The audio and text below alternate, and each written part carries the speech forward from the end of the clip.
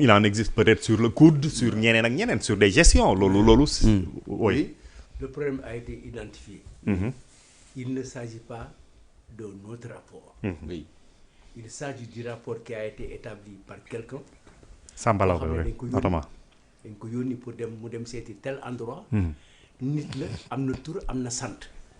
un rapport dans ces conditions là dañ koy defar dañ koy joxe dañ koy bind. dañ koy vérifier dina am ñu ko. contradiction peut-être sax prouver ko delloo ko.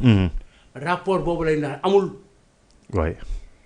Bon, mais quand on dit des pièces inconnues lors des débats sont présentées de nature à faire naître une doute, c'est-à-dire li ma bëgg wax mooy. juste d'accord xam nga. man du ma ci sori. xam nga des pièces inconnues yooyu. dafay sori parce que le permis de conduire de Ousmane Sonko sont inconnus dans la boîte. c'est-à-dire que li am ba am problème bi mooy problème mu rapport la ñu am. non waaw président. amuñu non pour bii. waaw si bii laa nekk faaw nga. bii moom rapport amuñu leneen. faaw nga dëgg li may wax c'est-à-dire li may wax man di ma ko déggee mooy. si ni ma ko déggee mooy bu fekkee si ni ma ko déggee mu ne par exemple beneen pièce boo xam ne nii feeñ na te bu feeñee mën na indi doute sur la culpabilité li nit ki doon wax c'est-à-dire ma mën si dégg ne mën na am beneen rapport boo xam ne xëy na épinglé na Mame Mbaye Niang bu bokk rek rapport IGF. est-ce que mën nañ ko dégg noonu. xam nga yow. oui da nga jógee ci fait yi am. oui di dugg ci généralité yi nga xam ne moom la loi bi posé. oui li loi bi posé moom ci question bi ñu wax. rapport bi la du leneen du d'autres pièces. rapport oui. dans le rapport en lui-même. n'existe pas. Ousmane Sonko amu ko ci taabalam bu ko amoon génne ko bu yàgg nee na woon maa ngi koy indi tey suba dafa simple dafa ne wax ji jeex xanaa moom bëggul wax ji jeex. waaw loolu la waxoon bi mujjee wax sax ak bi muy mujjee wax si. bi rabat dara bi génne sax dane rapport baa ngi nii dinañ ko génne. ñëpp gis ko ma ne rapport bi yeeg yooyu yëpp xam nga loolu. wax na ci fukki wax yu bokkul. buñ ko toppee daf ñuy traîner ba 2035. benn rapport la bu ko yoree na ko génne. ok comme dafa bëgg wax ji jeex. ñu jublu ci leneen. nañu génn ci wax ci na génne rapport bi joxe ko. neen jox nañ ko Cour suprême mais léegi sax mais même ci loolu problème lay doon. c'est-à-dire que même su fekkante ne rapport bi existé na am na. beneen wala bien non le même rapport bi nga xamante ne moom la doon wax.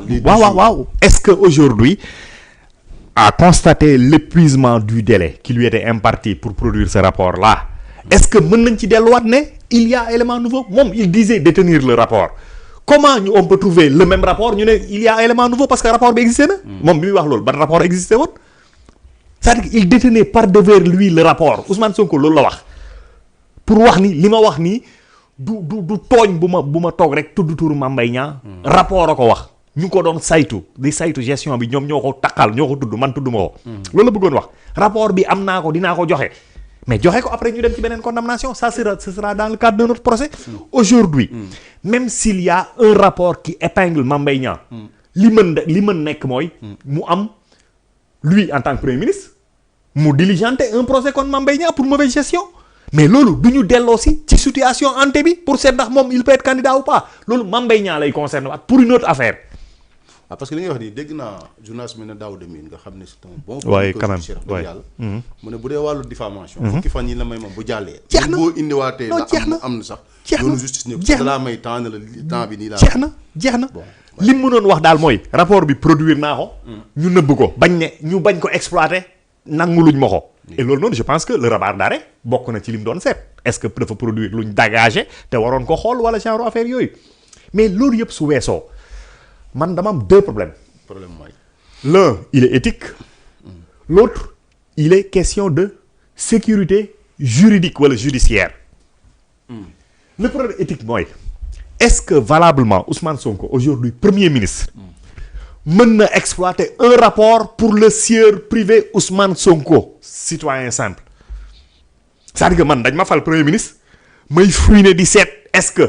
liñ ma daane looloon est-ce que loolu parce que non le privilège d'avoir le rapport mais son poste de premier ministre moo ko jox est-ce que loolu daf ko war a exploiter pour servir les intérêts privés de Ousmane Sonko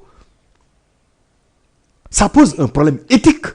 D'accord. L'administration moom moo doxal la justice moom moo doxal procureur moom moo def Mame Mbaye Niang dafa def appel sur l'intérêt civil mais procureur moo def appel sur la peine. procureur u Sénégal la. il est censé défendre les intérêts du Sénégal. léegi yow nga bëgg ñëwaat ñooñu noonu ñu dédiiruwaat c'est-à-dire que le procureur, Oui. même si la personne change, mais le parquet reste le même.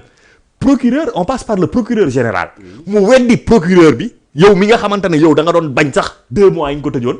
mu weddi waat ko mais mu poser un autre problème de sécurité juridique. Oui. am na jugement affaire bi. am appel. am recours xaw ma. rabat d'arrêt. am waaw rabat d'arrêt. Oui.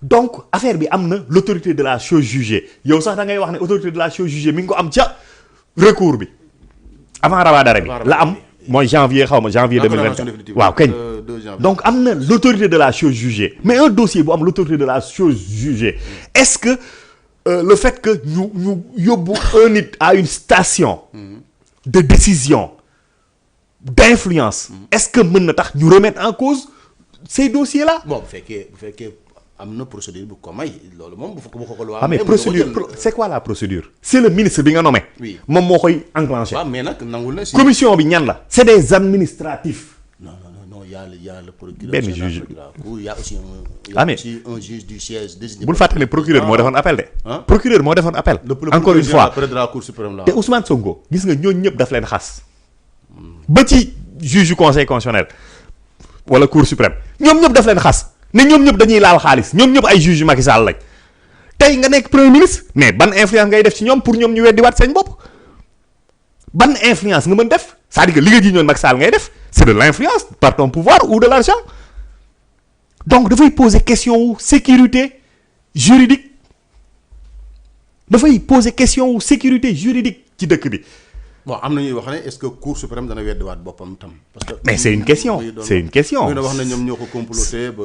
c'est une question mais xam nga loolu bon Sénégal moom administration lu jëm ci yooyu noonu lu ñu def lu jaaxal kenn parce que lu ne nag xew na fi moom na pouvoir bi changer rek bon sauf que Sonko si bi mu nekk si pouvoir bi lay ne xas nee na. ci la laal rabat d'arrêt waaw parce que ci la laal rabat d'arrêt ñi fi nekkoon ba xañ ko candidature yëpp ñoo fi nekk ba léegi donc. waaye ma nee na y a le même système y a le même système y a le même système ok en tout cas man daal li ma mën wax mooy ci dossier bi pour mu simple mu gàtt jugé nañ dossier bi am na amnistie ok avocat yi d'accord naa la ñu wax ci côté boobu ok parce que amnistie bi l'amnistie ne préjudicie pas au tiers c'est-à-dire que amnistie bi tëbal na condamnation yi nga xamante ne Ousmane Sonko am na ko ci dossier bi mais li mu war a fay 200 millions yi mu war a fay amnistie bi tëjalu ko D'accord. donc loolu mën na nekk un intérêt à agir pour Ousmane Sonko D'accord. pour mu demander la révision du procès Ok. maintenant en termes de révision du procès on n'a pas à ce jour un élément nouveau probant qui puisse justement nous amener à une révision du procès loolu moom kenn gisu ko Pourtant, on n'a pas besoin d'être juriste pour ça la commission a donné un avis favorable maintenant. la commission c'est mooy li fi xew rek mooy li ñuy jiñ administration ak yooyu mais la rek. liggéey bi si des c'est Voilà, le après, travail des on- juges hein, bien qui sûr, doivent déclarer bien sûr. recevable wala duñ ko déclarer mais après ça passe par le parquet général n'est-ce pas c'est le parquet général qui doit moom saisir mooy la moom mooy Cour moom mooy saisir la cour suprême oui cour suprême day prononcé wu ba pare ñu doog a mën a réorganiser le procès recevable wala irrecevable ba pare ah oui am na yaa des na bu nag déclaré recevable nag la ñuy tànnaat naka la ñuy et la cour suprême toutes les chambres réunies lay nekk wala waaw une chambre toutes les chambres réunies les chambres.